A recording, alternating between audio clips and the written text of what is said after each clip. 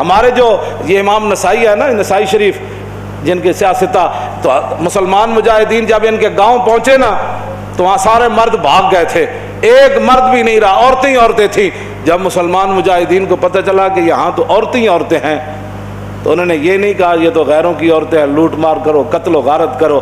انہوں نے کہا کہ نہیں، عورتوں سے ہمیں لڑنے کی کوئی ضرورت نہیں ہے۔ وہ اس گاؤں کو چھوڑ کر واپس آ گئے، کہا کہ یہاں تو عورتیں ہی عورتیں ہیں اور تم کیا کر رہے ہو؟ یہ ہے مسلمانوں کا کردار۔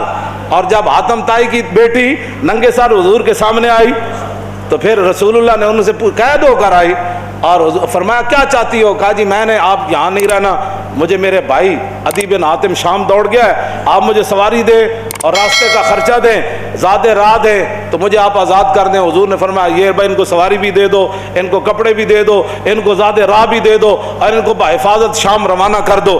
جب وہ شام پہنچی نا، عدی بن حاتم، حاتم طائی کے بیٹا، ان کا بھائی نے کہا تھا میں نے حضور کا کلمہ نہیں پڑھنا، جو مرضی ہو جائے۔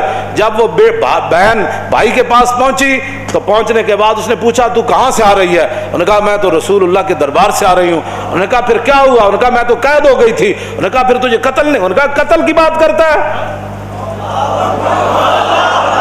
تو قتل کی بات ہے؟ انہوں نے کہا تو نے کیسا ان کو پایا؟ انہوں نے کہا بھائی جان ایتھے سمجھ آنے والی گل نہیں۔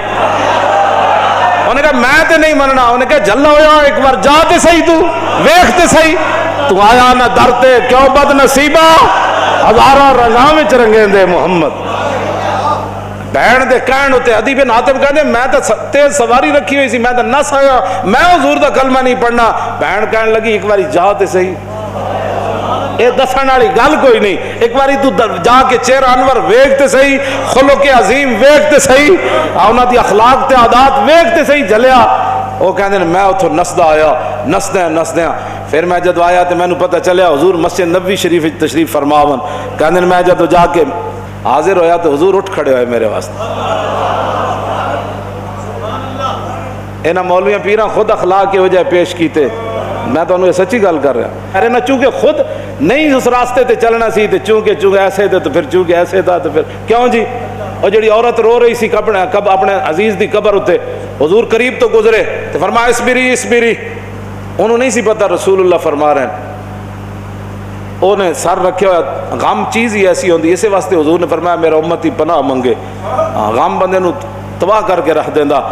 انہیں کہا مینوں کہنے والے اسبری، جے تینوں یہ مصیبت پہنچی ہوندی تو تم مینوں نہ کہندا ہے گا۔ میرے آقا نے یہ سنی گل تے حضور چل پے، اس عورت نے کوئی گل نہیں فرمائی۔ اس سے یہ بھی پتہ چلتا ہے کہ جب آدمی اگلا اس حالت میں ہو تو اس کو تبلیغ نہیں کرنی چاہیے، بس جو بات کر دی وہ کر دی، بات ختم ہو گئی۔ زبردستی کسی نے ڈھا کے منانا ہے، لبیک دا نعرہ جنہوں سمجھ نہیں آیا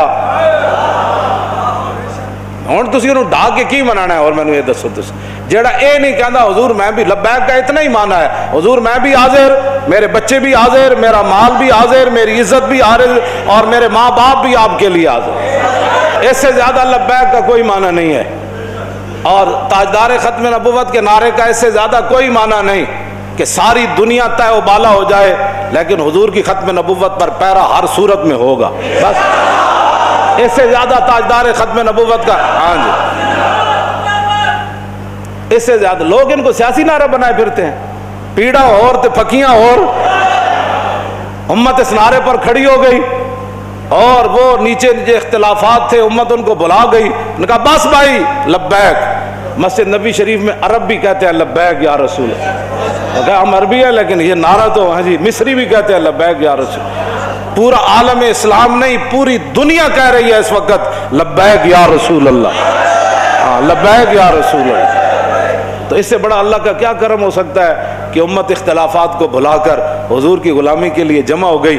اور اقبال کہتا تھا، میں کہتا تھا اقبال کی یہ خواب کب پورا ہوگا کہ اقبال کہتا تھا زان کے ملت را حیات از عشق اوست اور برگ و ساز کائنات از عشق اوست۔ اقبال کہتا تھا کہ ملت کی حیات، ملت کی ترقی، ملت کا عروج اور پوری دنیا پر اسلام کے غلبے کی ایک ہی وجہ ہے کہ امت حضور سے پیار کرے، حضور سے عشق کرے۔ تو میں کہتا یہ کیسے ہوگا، لیکن رب ہے جو چاہے کرے۔ یہ نہیں پتا تھا کہ ممتاز قادری نے جو تختہ دار پر لبیک کہا تھا اس نعرے کی برکت سے پوری امت ایسے کھڑی ہو جائے گی۔ ہاں جی، بات اتنی ہے کہ او عورت نے حضور نال گل کی تھی کہ مجھے بہت مصیبت پہنچی ہے، اس کو تو پتہ نہیں تھا یہ رسول اللہ ہے. اور غم کتنی عجیب چیز ہے کہ وہ حضور کی آواز کو بھی نہ پہچان سکتا. اللہم انی اعوذ بک من الغم والحزن، حضور کی اپنی دعائے مبارکہ ہے کہ میرا امتی کہ میں پناہ مانگتا ہوں غم اور حزن سے. ہاں جی، یہ بڑی ڈاڈی شے ہے. اب میں جو بات اگلی کرنے لگا ہوں، بعد میں جب صحابہ آئے تو انہوں نے کہا آپ کو پتہ ہے جنہوں نے آپ کہا تھا اسبری صبر کرو وہ کون تھے؟ کہا نہیں. انہوں نے کہا وہ تو خود رسول اللہ تھے.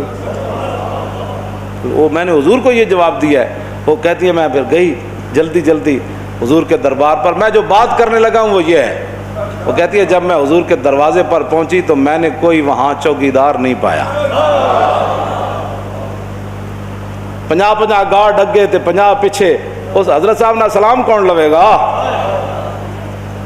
جتیاں پوان والے اور جبے پوان والے اور تے میک اپ کرنے والے اور. ہاں جی، میں تو نہیں پڑھیا نہیں جو اس وقت حسنہ جلیا. اسی واسطے تو ایک باری جڑا حضرت عدی بن حاتم آئے نا تو جدو رسول اللہ نال ملاقات ہوئی حضور اٹھ کھڑے ہوئے تو عدی بن حاتم کہندے نے میرے دل نے گواہی دیتی ہے اللہ دے رسول. کیوں جی؟ فرماندے پھر حضور نے میرا ہاتھ پکڑیا تو حضور اپنے در اقدس کی طرف گھر دی طرف چل پے. کہندے راستے ایک بڈھی مائی مل گئی.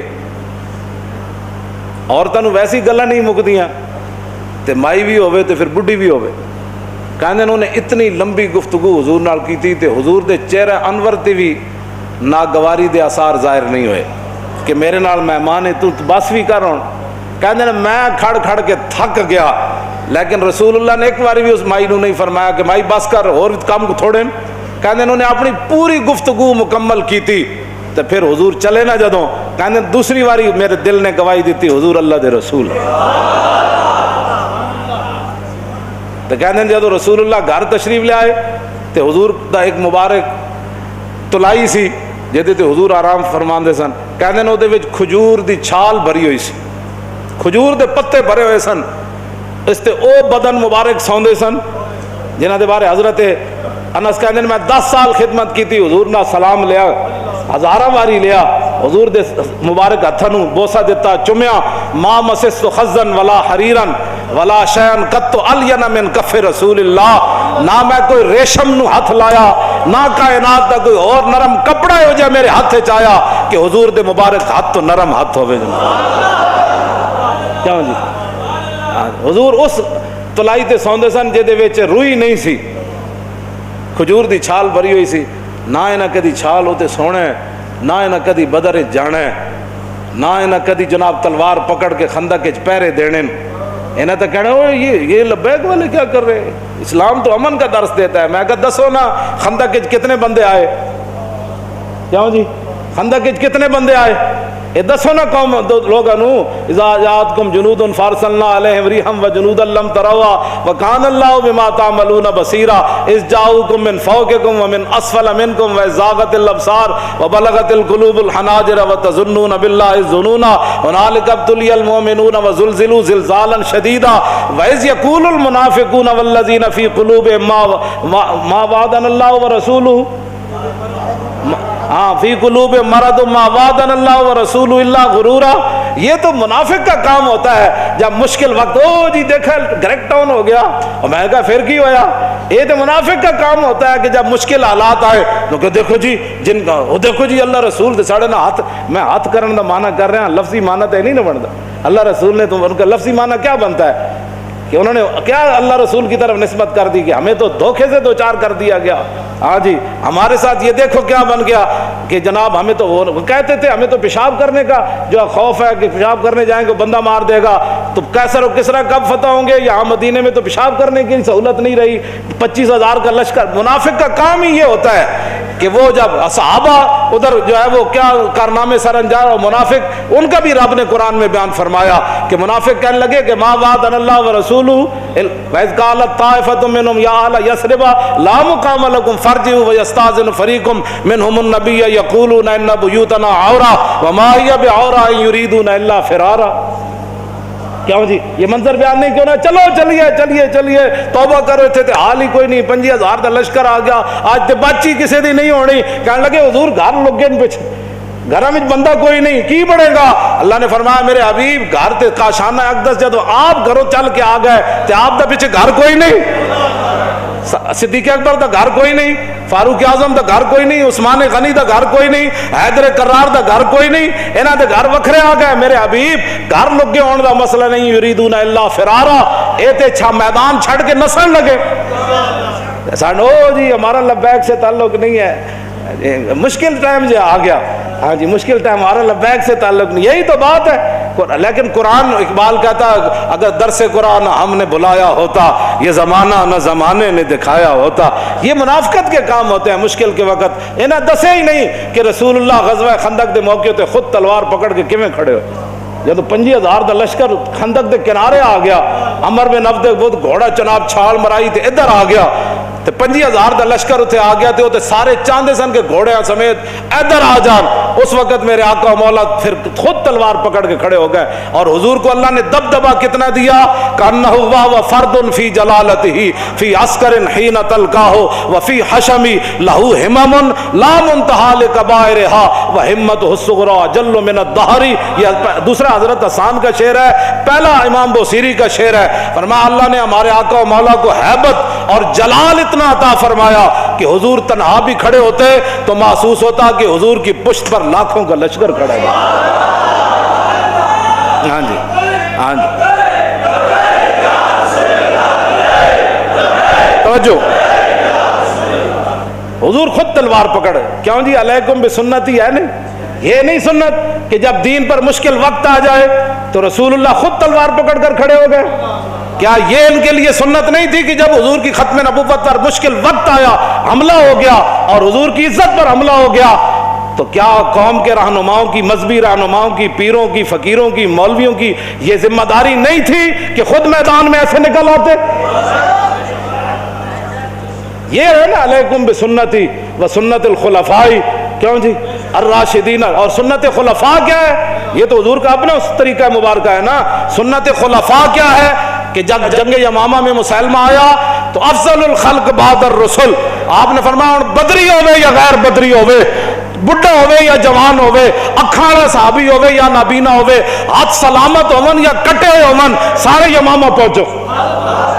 خلفاء دی بھی یہی سنت ہے. جب ختم نبوت کا مسئلہ آیا تو پھر سیدنا صدیق اکبر خود بھی تلوار پکڑ کے چل پے, لشکر تے روانہ کیتے نا, ہاں جی خود بھی چلن لگے. حضرت مولا کائنات علی مرتضیٰ نے روکیا, فرمایا ابو بکر جو آپ کو کچھ نقصان ہو گیا تو ہمارا کیا بنے گا؟